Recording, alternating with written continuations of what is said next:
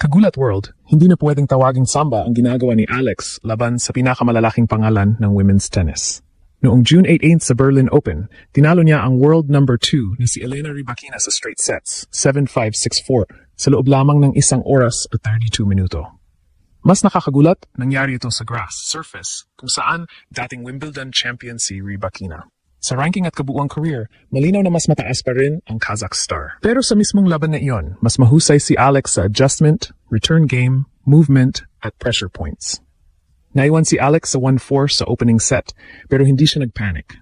Kinuha niya ang 6 sa sumunod na 7 games para baliktarin ang momentum. Kahit nakapalo si Rybakina ng 13 aces at nanalo ng 81% ng kanyang first serve points, sinalakay ni Alex ang second serve at nanalo sa 70.4% ng mga puntong iyon. Iyan ang tunay na dahilan kung bakit pwedeng sabihing mas magaling si Alex, hindi dahil mas malakas ang kanyang serve, kundi dahil mas kumpleto at mas matalino ang kanyang execution. At hindi natapos sa Berlin ang patunay. Sa Wimbledon, umabot si Alex sa 4th round matapos talunin ng defending champion na si Iga Swiatek, habang si Rybakina ay natanggal sa 3rd round. Sa pinakabagong WTA rankings noong July 13, si Rybakina ay nananatiling world number 2, habang umakyat si Alex sa career best world number 28. Kaya ang mensahe ay simple, hindi pa overall mas accomplished si Alex kaysa kay Rybakina. Pero sa head-to-head battle sa Berlin at sa recent grass court stretch, napatunayan ng Filipina na kaya niyang maging mas mahusay kaysa sa world number 2 kapag pinakamataas ang pressure. Bago natin sabihing mas magaling si Alex kay Elena Rybakina, kailangan nating ilagay sa tamang konteksto ang napakalaking achievement na ito. Si Rybakina ay hindi ordinaryong top 10 player.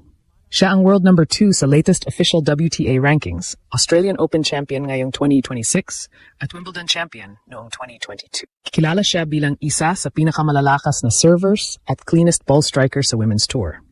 Kaya noong magharap sila sa round of 16 ng Berlin Open, natural na si Rybakina ang paborito. Sa umpisa, mukhang tama ang expectation. Mabilis na nakalamang si Elena, 4-1, gamit ang kanyang malaking first serve at aggressive first strike tennis. Sa ganitong sitwasyon, maraming young players ang nagmamadali, nag-overhit o tuluyang nawawala ang confidence. Pero kabaliktaran ang ginawa ni Alex. Hindi niya sinubukang tapatan ang power ni Rybakina sa bawat rally. Binago niya ang rhythm, gumamit ng mas matatalim na angles, pinahaba ang ilang exchanges, at pinilit ang kalaban na humampas ng extra ball. Doon nagsimulang gumana ang pinakamalaking weapon ni Alex, ang utak at tapang sa loob ng court. Mula sa 1-4 deficit, kinuha niya ang 6 sa susunod na 7 games. Hindi to simpleng pagbagsak lamang ni Rybakina. Si Alex mismo ang gumawa ng paraan para maging uncomfortable ang world number 2. Ang left-handed patterns niya ay nagbukas ng court. Ang mabilis niyang first step ay nakatulong para ma-neutralize ang unang atake. At kapag nakakita siya ng maikling bola, hindi siya nag-atubiling umatake. Sa statistics, mas lalong lumilinaw kung bakit extraordinary ang panalo. Nakagawa si Rybakina ng 13 aces at nakuha ang 81% ng points sa kanyang first serve. Sa normal na laban, sapat na iyon para kontrolin ang match. Pero hindi pinayagan ni Alex na first serve lamang ang magdikta ng resulta.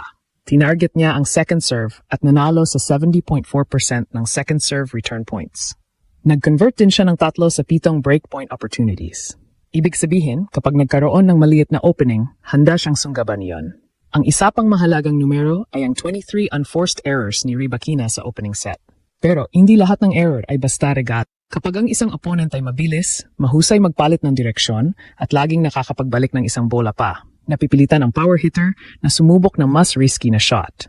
Yan ang pressure na nilikha ni Alex. Hindi niya kailangang magkaroon ng mas malaking serve. Kailangan lamang niyang gawing mas mahirap ang bawat susunod na palo ni Rybakina. Pagdating sa second set, hindi na bumitaw si Alex. Nakipagsabayan siya sa service games, naghintay ng pagkakataon, at isinara ang laban 6-4. Ang kabuuang score na 7-5, 6-4 ay nagpapakitang hindi ito retirement, injury stoppage o one-set collapse. Tinapos ni Alex ang world number 2 sa straight sets sa isang complete match. Pagkatapos ng panalo, kitang-kita ang emosyon. Sinabi ni Alex na nanginginig pa siya at tumawag siya sa kanyang ama mula mismo sa court. Ayon sa WTA, nagsisigawan sila sa tuwa. Mabilis ding kumalat ang highlights at emotional celebrations sa official tennis pages at Filipino social media. Hindi lamang score ang ipinagdiwang ng fan. Ang ipinagdiwang nila ay ang realization na ang isang Filipina ay hindi na lamang humihingi ng respeto sa world tennis.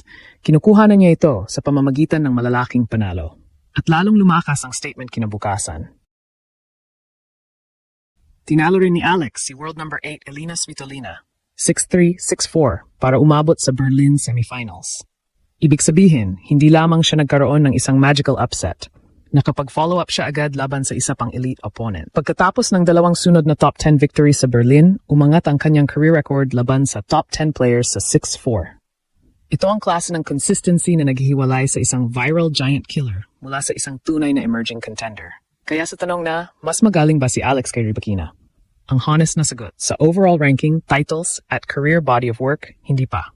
Pero sa Berlin match, sa tactics, composure, return game, at execution under pressure, mas mahusay si Alex noong araw na iyon. Ngayon, bakit napakahalaga ng panalong ito kahit lumipas na ang Berlin Open? Dahil ang tunay na value nito ay nakita natin sa sumunod na pinakamalaking tournament sa grass, Wimbledon. Pumasok si Alex sa All-England Club bilang seeded player at nagpatuloy sa paggawa ng kasaysayan. Umabot siya sa 4th round at tinalo ang defending champion na si Iga Swiatek sa straight sets, 7-6, 6-2. Samantala, ang world number 2 na si Rybakina ay natanggal sa 3rd round laban kay Elise Mertens, 7-6, 6-1. Hindi ibig sabihin nito na automatikong mas mahusay na player si Alex sa buong season. Pero sa recent grass court stretch, may malinaw na argumento na mas malakas ang resulta at momentum ng Filipina. Isipin natin ang sequence. Una, tinalo ni Alex si Rybakina sa Berlin. Sumunod, tinalo niya si Svitolina at umabot sa semifinal.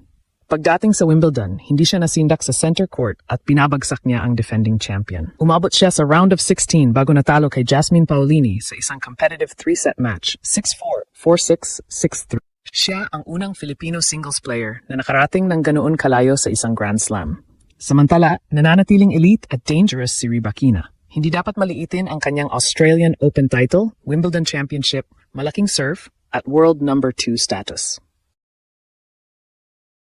Sa katunayan, ang panalo ni Alex ay mas nagiging mahalaga dahil ganoon kataas ang kalidad ng kanyang tinalo. Kapag binawasan natin ang kredibilidad ni Rybakina, binabawasan din natin ang laki ng achievement ni Alex. Ang tamang analysis ay ito.